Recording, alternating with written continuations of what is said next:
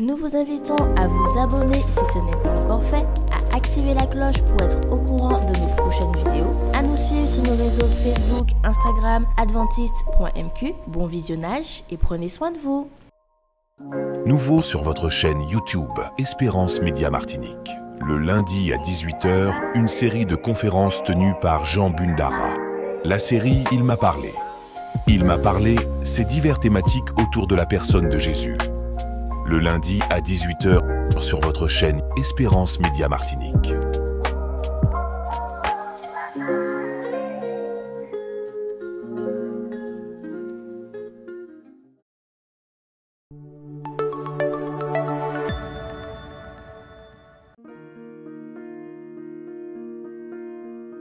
Vous avez besoin d'aide.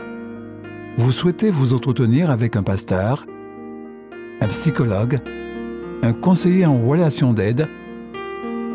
La cellule d'écoute de la Fédération des Églises adventistes du 7e jour de la Martinique est à votre disposition, 7 jours sur 7, de 8 h à minuit, au 0805 288 394. Cet appel est gratuit.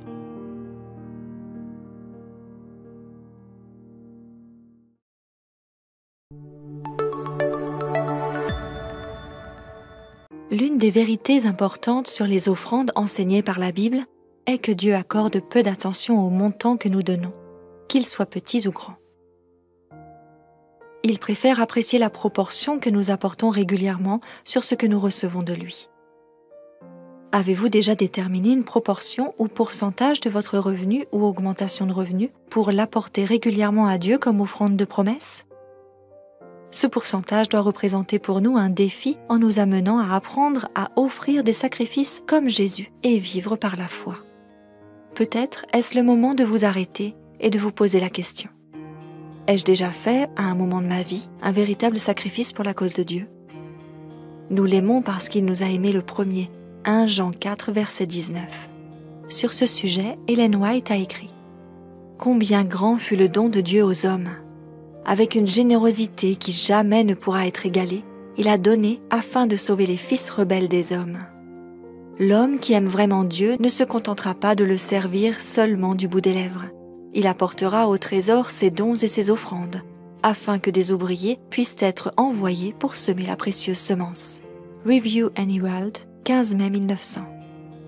Après de nombreuses années de durs travaux et de lutte en Inde, le missionnaire écossais Alexander Duff revint dans son pays pour y finir ses jours. Au cours d'une réunion, sa prédication fut un appel à ses concitoyens à s'avancer pour indiquer leur désir de continuer l'œuvre. Personne n'ayant répondu à son appel, il insista avec une telle passion qu'il perdit connaissance en chair. Un médecin l'examina et lui recommanda de se calmer. Alexander Duff ouvrit soudainement les yeux et dit « Je dois retourner en chair, je dois continuer cet appel. » Il remonta en chair et reprit son appel. « L'Écosse n'a-t-elle plus d'enfants qui répondent à l'appel de l'Inde ?» demanda-t-il. Après avoir attendu un instant dans le silence, sans obtenir de réponse, il dit enfin « Si l'Écosse n'a aucun jeune homme à envoyer en Inde, j'y retournerai moi-même, pour que sa population sache qu'il y a au moins un Écossais qui se soucie d'elle. » Lorsqu'il descendit de la chaire, le silence fut rompu par toute une foule de jeunes gens qui criaient « J'irai ! Moi aussi, j'irai, moi aussi !» La consécration d'Alexander à l'œuvre de Dieu était motivée par sa compréhension du sacrifice que Jésus consentit pour lui à la croix. Son témoignage nous encourage à offrir ce que nous avons de mieux pour la cause de Dieu et à lui apporter nos dîmes et une proportion généreuse de notre revenu qui soit pour nous un défi comme offrande de promesse. Puissions-nous mettre nos désirs à la dernière place et Dieu à la première.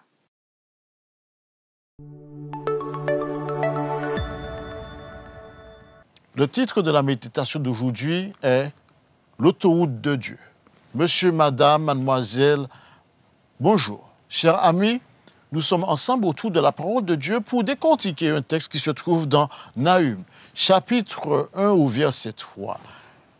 Dans la version Louis II, nous lisons « L'Éternel est lent à la colère et il est grand par sa force. Il ne laisse pas impuni. L'Éternel marche dans la tempête, dans le tourbillon, les nuées sont la poussière de ses pieds. Dans la version Darby, nous disons « L'Éternel est lent à la colère et grand en puissance, et il ne tiendra nullement le coupable pour innocent. L'Éternel, son chemin est dans le tourbillon, dans la tempête, et la nuit est la poussière de ses pieds. » Pourquoi ai-je pris ce texte? Mon épouse, dernièrement, était en train de prêcher. Elle nous a demandé quel est votre texte préféré.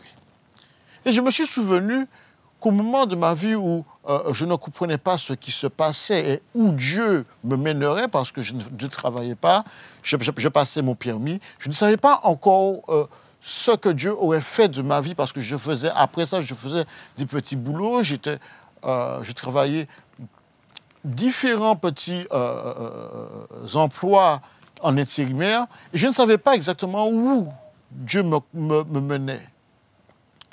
Et ce texte a renforcé ma foi. Et le mot sur lequel je vais m'arrêter maintenant, c'est le mot clé, c'est le mot chemin qui est dit derek dans la traduction initiale, ce qui veut dire un chemin. De façon figurative, c'est une façon, un cours de vie, un mode d'action, d'accord? C'est un voyage, c'est une manière de faire, d'accord? Dieu, en d'autres termes, a une manière de faire à travers l'ouragan et la tempête de nos vies. On ne sait rien de Nahum, sauf de ce qu'il dit de son livre lui-même. Il parle peu de lui-même. Il mentionne son nom et le lieu d'où il vient.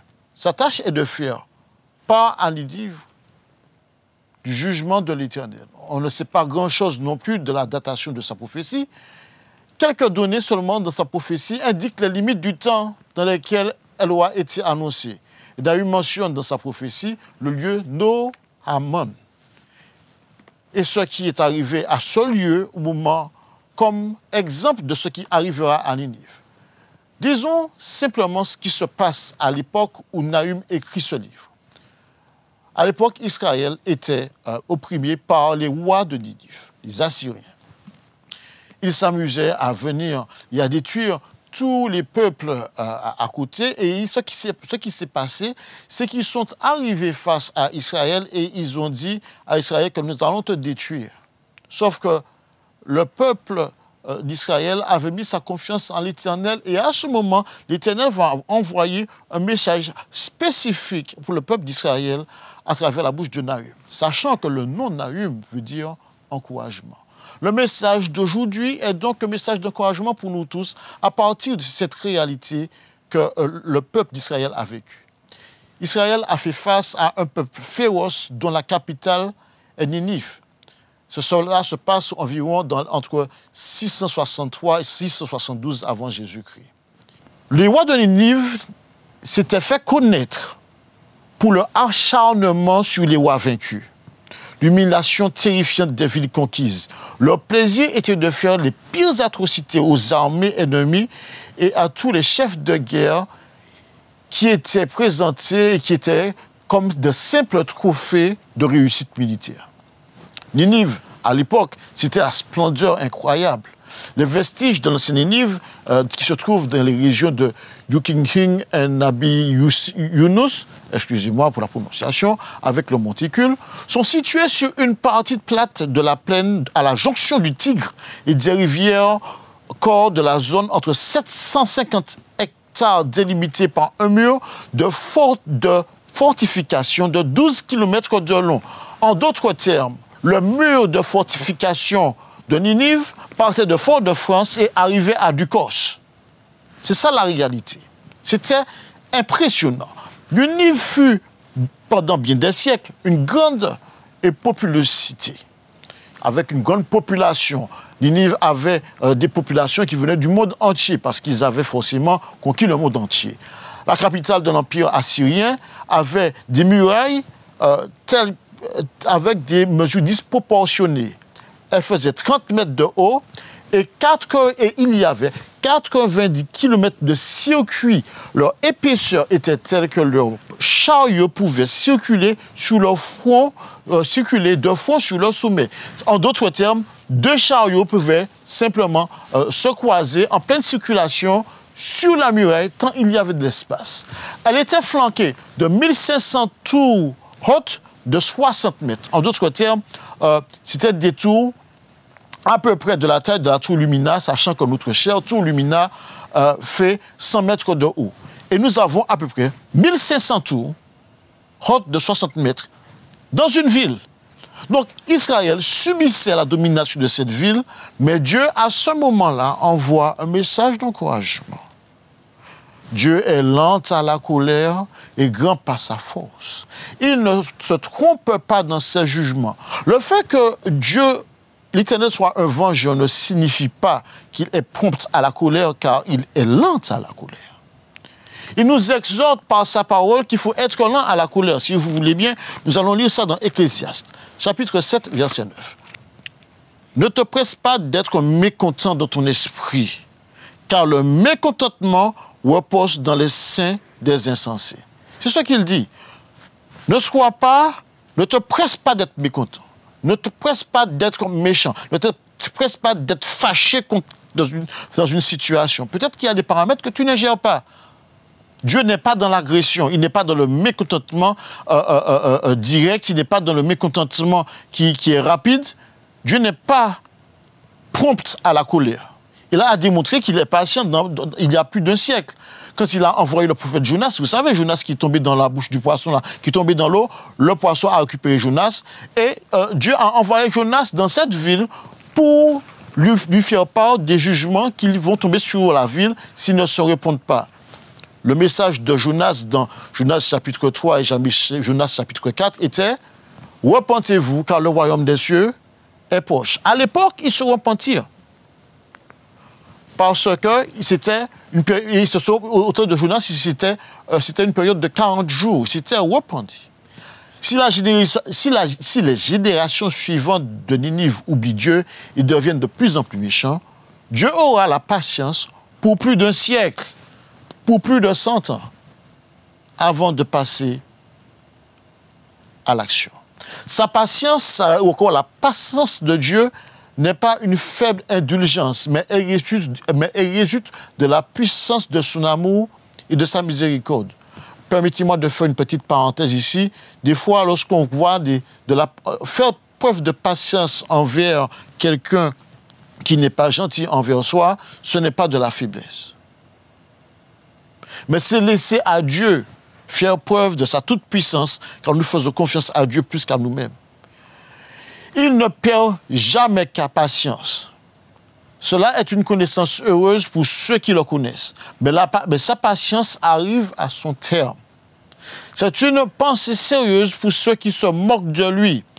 La réticence à la colère ne signifie pas qu'il manque de force. Et donc, il laisse passer le coupable impuni.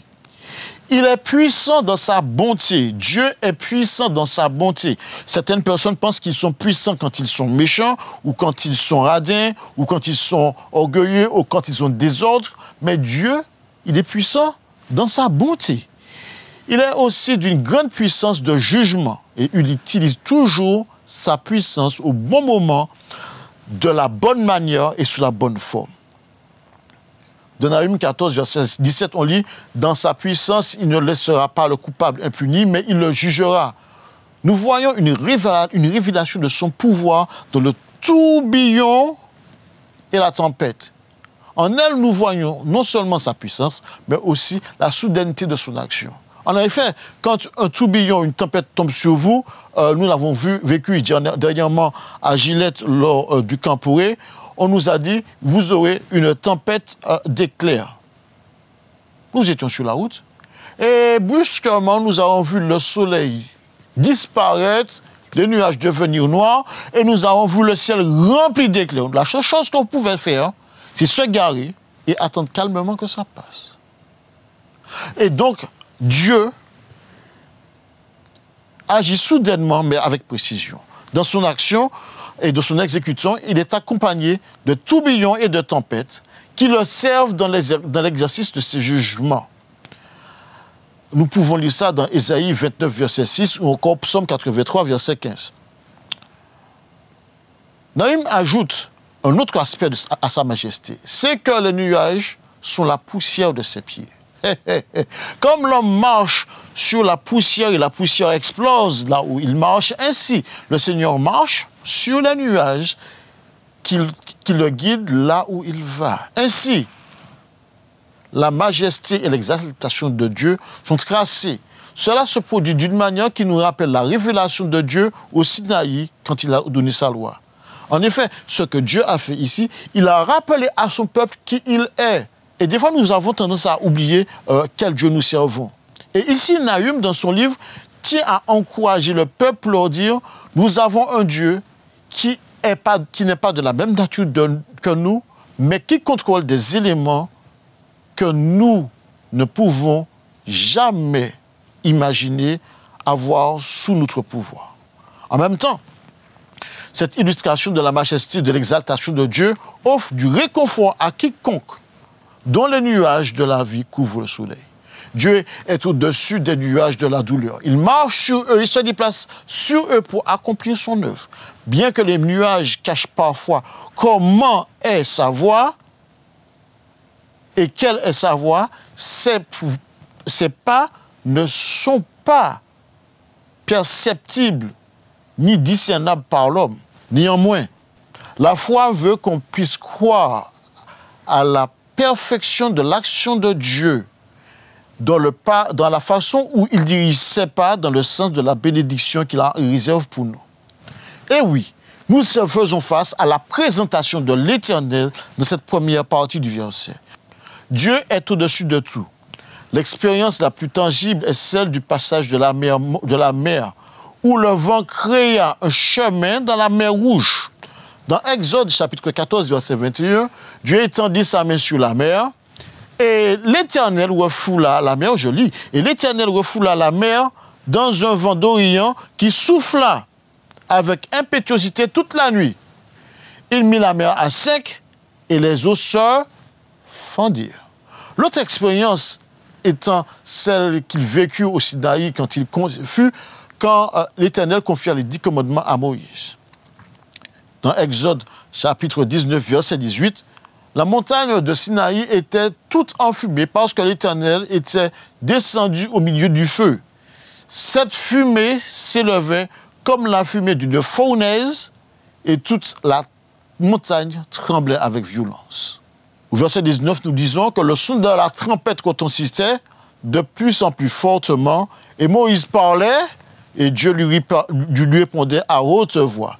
C'est la seule fois où Dieu a parlé à haute voix avec un humain. Pour Nahum, la dernière fois où Dieu s'était franchement manifesté était l'époque où Élie le Tishbite avait invoqué la puissance de Dieu afin que le peuple puisse choisir qui est Dieu. Dans 1 Roi chapitre 18, verset 37, nous lisons ce qui suit. « Réponds-moi, Éternel, réponds-moi afin que ce peuple reconnaisse que c'est toi. Éternel, qui est Dieu, et que c'est toi qui ramène leur cœur. » Dans 1 Roi chapitre 18, verset 38, nous lisons que le feu de Dieu tomba et qu'il consuma l'holocauste, le bois, les pierres, la terre, et il absorba l'eau qui était dans le fossé. La puissance de Dieu est affirmée et prouvée par différents exemples, même dans le royaume de la nature, où nous trouvons toujours des effets visibles dans le cours ordinaire de la nature et parfois dans les changements surprenants de ce cours. Changements surprenants de ce cours, comme par exemple ce qui s'est passé dernièrement en Espagne. D'accord? Si nous regardons dans les régions désertes, c'est-à-dire comme ce qui se passe dans les airs, nous y trouverons des épreuves de sa puissance, car il a ses voies dans le tourbillon et la tempête. Quelle que soit la voie où Dieu va, il porte avec lui un tourbillon et une tempête pour la terreur de ses ennemis. Ça se trouve dans Psaume 18, verset 9. Alors, il s'élevait de la fumée de ses narines et un feu dévorant sortit de sa bouche. Et il en jaillissait des charbons embrasés. Il inclina les cieux et descendit. Et avec une épaisse nuée sous ses pieds, il était monté sur un chérubin et il volait. Il planait sur les ailes du vent.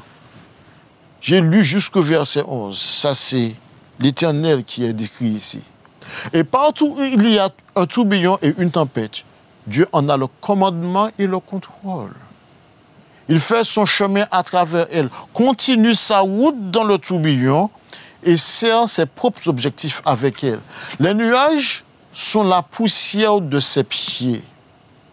Il marche sur eux, les soulève quand il lui plaît, et comme un homme avec ses pieds soulève un nuage de poussière.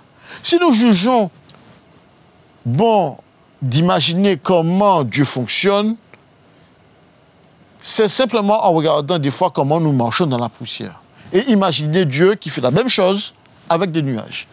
Si nous jetons notre regard sur les grands abîmes, nous y trouvons la mer qui lui appartient, car il l'a faite. Car quand il le veut, il réprimande la mer et la rend sèche en asséchant tous les fleuves dont elle est continuellement alimentée. Voyez, Dieu fonctionne en amont. Il a donné ses preuves de sa puissance quand il a divisé la mer Rouge et le Jourdain et peut faire de même à nouveau chaque fois qu'il le veut. Il peut le faire aussi dans ta vie. Il ne va pas arrêter la situation, mais il va arrêter aussi tout ce qui constitue ou tout ce qui fait les causes pour lesquelles la situation dans laquelle tu es en ce moment est pénible. Troisièmement, si nous regardons autour de nous sur cette terre, nous trouvons des épreuves qui vont au-delà de nos forces. Mais nous trouvons aussi des preuves de la puissance de Dieu.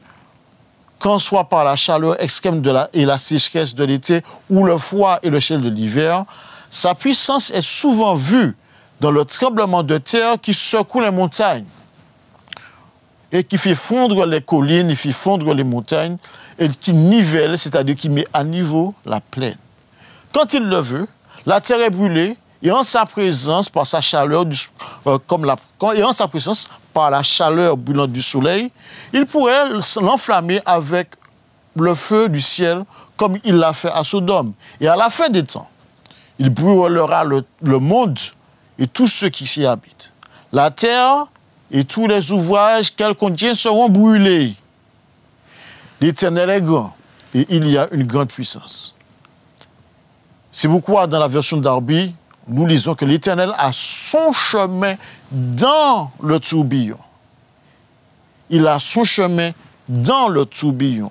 Les autres textes de la Bible qui écrivent que Dieu est au contact des éléments sont multiples. Le but de ces versets est de rappeler à Israël, et nous aussi, quel Dieu nous servons. La bouche du prophète prononce un oracle qui n'est pas tout à fait inconnu de la part du peuple de l'époque. Dieu contrôle le chaos. C'est incroyable, mais vrai. Mais rien de ce qui se fait ne se fait hors de la juridiction de Dieu et tout ce qui se passe, Dieu a la force de contrôler. Il est écrit car Dieu ne donne aucune épreuve qui soit au-delà de nos forces. Dieu ne permet pas à ses enfants de subir ce qui est au-delà de leurs forces. L'aspect pratique pour le monde se trouve dans la parole de Dieu. Jésus lui-même va faire des prophéties pour nous aider à comprendre qu'il est déjà en avance sur son époque lorsqu'il parlait à ses disciples et qu'il savait ce qui se passerait de nos jours, c'est-à-dire à la fin des temps.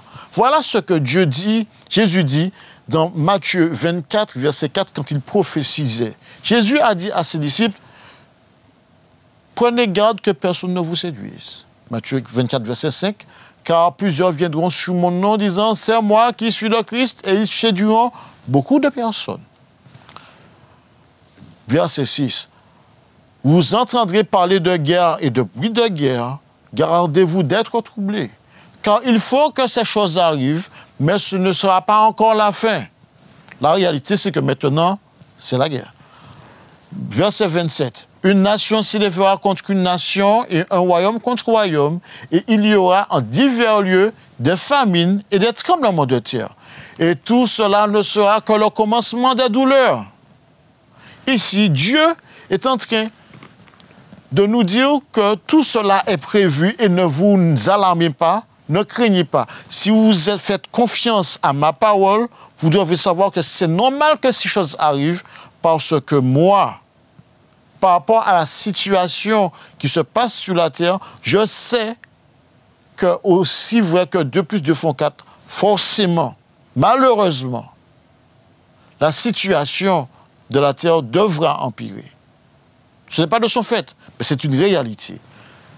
L'aspect pratique pour l'Église. Dans Matthieu 24, verset 21, nous lisons « Car alors la détresse sera si grande qu'il n'y en aura point de pareil depuis le commencement du monde jusqu'à présent, et il n'y en aura jamais. » Et voilà la parole d'encouragement pour les élus. Dans Matthieu 24, verset 22, nous lisons ceci. « Et si ces jours n'étaient pas abrégés, personne ne serait sauvé, mais à cause des élus, ces jours seront abrégés. » Mesdames et messieurs, mesdemoiselles, chers amis, Dieu ne veut pas que l'on souffre. Dieu est contre la souffrance, Dieu est contre l'exploitation, Dieu est contre la méchanceté.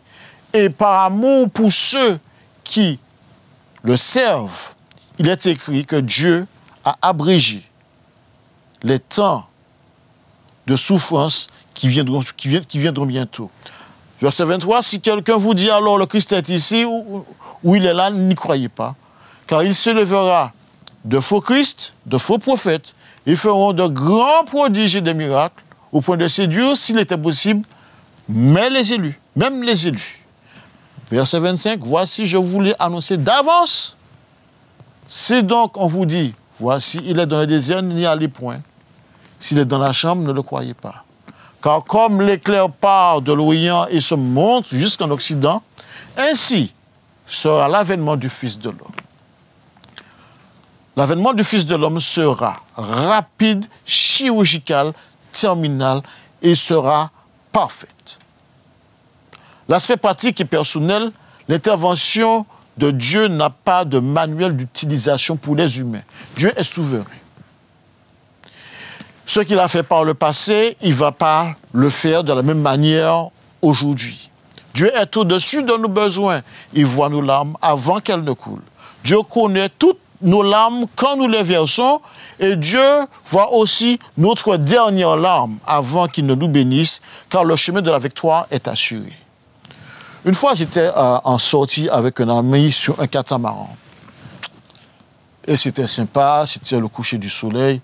Au niveau du coucher du soleil, je me suis dit, est-ce qu'on ne part pas? Bon, il fallait rentrer. Et chemin faisant, le catamaran qui glissait sur l'eau tranquillement s'est trouvé dans un lieu où je me suis posé une question. Je me suis rendu compte que tout était sombre et que les arbres étaient devenus noirs. Il y avait certaines lumières qui nous permettaient de repérer le port, l'aéroport, la Sahara, plus ou moins la Terre, mais plus ou moins, naturellement, la Mina, en ça. Mais je me suis rendu compte que si nous tournons trop tôt, nous allons entrer dans les palétuviers. Et si nous tournons trop tard, nous allons échouer sur des navires qui sont coulés depuis belle lurette et qui sont mouillés en dessous. Et que si nous échouons sur ces navires, je suis sûr que le catamaran va s'écraser. Donc, je me suis rapproché de celui qui était le capitaine. Et je lui ai posé la question, est-ce que tu ne serais pas sûr qu'on devrait tourner à un certain moment? Et mon cher ami a souri, il m'a regardé et il m'a dit, je connais la passe par cœur. Je l'ai regardé et je n'ai pas ajouté un mot. J'ai attendu tranquillement et il a manœuvré gentiment, soigneusement, calmement, aussi lentement que dans ma tête, cela pouvait prendre du temps, mais il l'a fait soigneusement et soudainement, j'ai vu le canal qui menait vers ce quai s'illuminer grâce à la lumière de la lune. Et là, j'ai compris que c'était le chemin où le catamaran devait s'engouffrer. Mon capitaine avait au maximum 27 ans. Il connaissait la passe par cœur pour la simple et bonne raison qu'il avait pratiqué ce chemin plus d'une fois et bien des fois avec sa famille afin d'entrer à la maison. Imaginez-vous ce qu'il en est pour Dieu. Mon capitaine avait raison. Il avait raison, quelques bonnes minutes plus tard, nous étions enfin face au lieu d'illumination. C'était un grand couloir blanc et nous y sommes engouffrés. Imaginez que Dieu, lui, il est lent à la colère, il ne laisse pas impuni et il fait son chemin dans la tempête. Une des raisons pour laquelle Dieu est lent à la colère et patient dans ses réponses, connaissant la situation et la solution d'avance, c'est peut-être parce qu'il est parfait dans son timing et la manière de s'y prendre. Sa façon de réagir dissipe la réalité vécue comme un nuage, de sorte qu'aucun élément du passé ne se retrouve dans la nouvelle dimension qu'il offre à ses enfants. Tel fut le cas des enfants d'Israël qui ont été délivrés des chariots de Pharaon. Souvenez-vous que les enfants d'Israël se sont engouffrés dans la mer Rouge, qui était 2 murs d'eau. Ils sont sortis de la mer Rouge. Ensuite, le peuple de Pharaon, toute son armée est entrée dans la mer Rouge. Et qu'est-ce qui s'est passé? L'objet de libération du peuple d'Israël a été le piège de l'armée de Pharaon. Dans le cas de Ninive, quelle fut la solution que Dieu trouva pour punir Ninive? La délivrance de Ninive fut destructrice.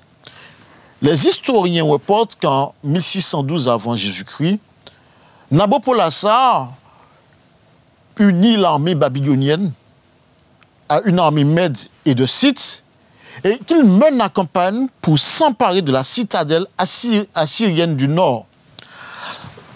L'armée babylonienne assiégea Ninive, mais les murs de la ville sont trop solides pour utiliser les béliers. Vous savez, les béliers, c'était des espèces de gros troncs d'arbres au bout duquel on mettait de la fonte, de sorte que ça casse les murs. Mais là, on ne pouvait pas casser ce mur qui était long de plus de 12 kilomètres. Aussi décide-t-il d'essayer d'affamer la population. Mais Ninive est autosuffisante. Un oracle célèbre avait dit que Ninive ne devait jamais être prise avant que le fleuve ne devienne son ennemi. En effet, le mur de Ninive était longé par le fleuve qu'on appelle le Tigre. D'accord? De sorte que Ninive était, grâce à ce fleuve, imprenable. Non seulement ça, ce fleuve lui permettait de faire des commerces avec l'Égypte, avec le monde entier. Du coup, Ninive était une superbe puissance parce qu'elle avait le fleuve à son service. Après un siège de 3 mois, la pluie tomba en telle abondance que les eaux du Tigre inondèrent une partie de la ville et renversèrent l'un de ses murs sur une distance de 12 stades. Alors, le roi, convaincu de l'oracle, nous parlons du roi déchu. Le roi, convaincu de l'oracle, ayant réalisé que le tigre n'était plus son ami, était devenu son ennemi, désespéré de tout moyen d'évasion pour ne pas tomber vivant entre les mains de l'ennemi, construisit dans son immense palais un bûcher funéraire. Il y plaça son or, son argent, ainsi que ses robes royales, puis s'y enferma avec âme sensible s'abstenir, ses femmes, ses eunuques, son cheval, et dans une chambre fermée au milieu du tas, tout ceci disparu dans les flammes. Vous vous imaginez la fin d'un roi tout-puissant qui mourut par la méchanceté qu'il infligeait aux autres. Ninive ouvrit ainsi ses portes aux assiégeants, mais cette soumission tardive ne sauva pas la fière cité. Elle fut pillée et brûlée, fut rasée si complètement qu'elle témoigne de la haine implacable qu'excitait dans l'esprit des nations soumises le féroce et cruel gouvernement assyrien. En gros, la façon qu'ils ont été traités si férocement, d'accord, correspond à la méchanceté qu'eux-mêmes ils avaient déversée. Tout cet espace vaste est maintenant une immense zone de ruines recouverte d'un tiers par la banlieue de Nebi Younis dans la ville à l'est de Mossoul. Pour nous, quel est le message que nous devons tirer de tout cela? Nous ne devons pas faire... Israël n'a pas fait justice par ses propres mains. Mais Dieu lui-même a fait pleuvoir la pluie et a permis qu'une brèche se fasse, de sorte que la fin de cette cité, de cette civilisation soit définitive. Pour nous, l'encouragement est de savoir que la souffrance qui nous frappe, quelle que soit la raison, est entre les mains du Seigneur. Nous savons aussi qu'il finira par nous enlever de la souffrance pour jouir d'un bonheur infini. Dans la vie du croyant, ce n'est pas le mal ou la souffrance qui a le dernier mot, mais c'est le Seigneur, l'Éternel des armées, qui marche sur les nuées. Quand nous voyons des nuages dans nos vies, Dieu n'est pas loin. Un nuage est grand et élevé pour nous. Mais pour Dieu, ce n'est rien d'autre qu'une substance poussiéreuse. Nos difficultés et nos peurs ne sont pas grandes pour lui. Avec un mouvement de la main, il pourrait les enlever. Nous pouvons avoir confiance en Dieu parce qu'il contrôle même ce que nous ne voyons pas avec une efficacité incroyable, même si nous ne voyons pas ce que Dieu travaille dans l'immédiat. L'autoroute de Dieu n'est pas constituée de goudron et de pierres et de poussière, d'éléments faits de main d'homme tangibles à tout instant. Grâce au Saint-Esprit, nous pouvons comprendre que Dieu est sur le point de nous délivrer. Dieu utilise les nuages, les tempêtes et les ouragans dans nos vies pour couvrir son action, pour tester et renforcer notre confiance en lui. Tel un venin, la phrase du serpent « Dieu a-t-il réellement dit ?» est plus que jamais d'actualité. L'antidote à ce venin se trouve dans notre confiance en Jésus, Fils de Dieu, son sacrifice sur la croix du Calvaire parce qu'il est mort à notre place, et sa parole. L'autoroute de Dieu est au-delà de nos pensées. Dans Jean 14, nous lisons ce que Jésus lui-même dit à ses disciples. Jean 14, 1 à 3, que votre cœur ne se trouble point. Croyez en Dieu, croyez en moi. Il y a plusieurs demeures dans la maison de mon Père. Si cela n'était pas, je vous l'aurais dit. Je vais vous préparer une place. Et lorsque je m'en serai allé et que vous aurez préparé une place, je reviendrai, je vous prendrai avec moi afin que là où je suis, vous y soyez aussi. Pour la simple boutade, je vous rappelle que Jésus a travaillé en tant que charpentier. Comme quoi, je sais que je peux lui faire confiance pour la maison qu'il aura pour moi au ciel. Mesdames et messieurs, ici, chers téléspectateurs, les bénédictions du Christ seront les nôtres. Nous serons co-héritiers des bénédictions du Christ, co-héritiers de la nature du Christ. En effet, quand on garde la foi, Dieu marche tranquillement au milieu du chaos. Croyons que les éléments déchaînés, créant le chaos, sont sous le contrôle de Dieu. Dieu a des choses encore plus excellentes que nous pourrions l'imaginer. Le Tout-Puissant réserve une surprise tant par l'exécution de son plan que par la bénédiction en réserve pour chacun de nous.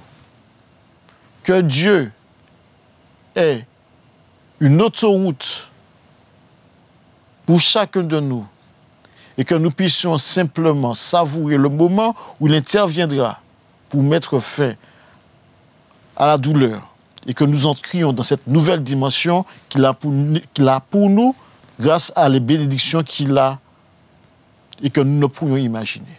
Prions. Père éternel, merci pour tes bénédictions. Merci de cacher tes pas.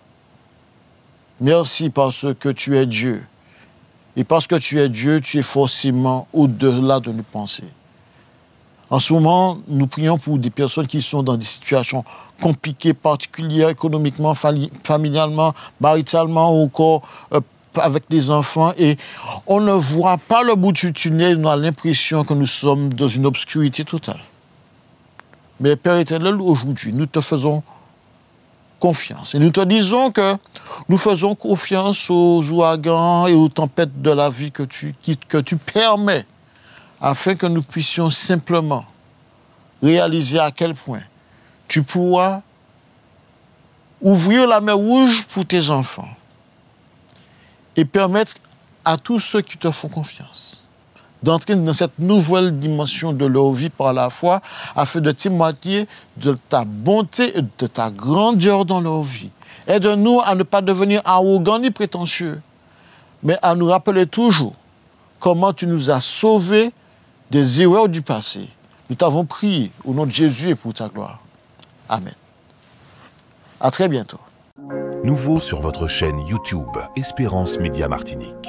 Le lundi à 18h, une série de conférences tenues par Jean Bundara. La série Il m'a parlé. Il m'a parlé, c'est diverses thématiques autour de la personne de Jésus. Le lundi à 18h sur votre chaîne Espérance Média Martinique.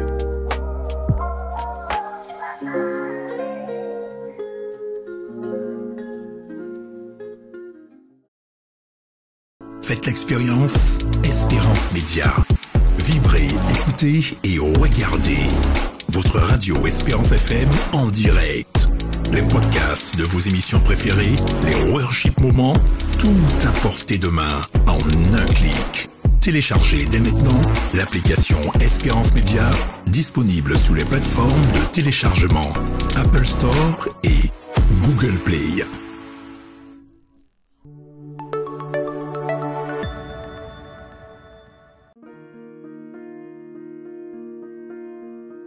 Vous avez besoin d'aide. Vous souhaitez vous entretenir avec un pasteur, un psychologue, un conseiller en relation d'aide. La cellule d'écoute de la Fédération des Églises adventistes du 7e jour de la Martinique est à votre disposition, 7 jours sur 7, de 8h à minuit, au 0805 288 394. Cet appel est gratuit.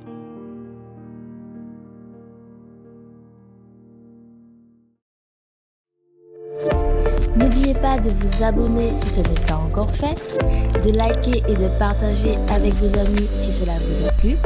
À bientôt pour une prochaine vidéo.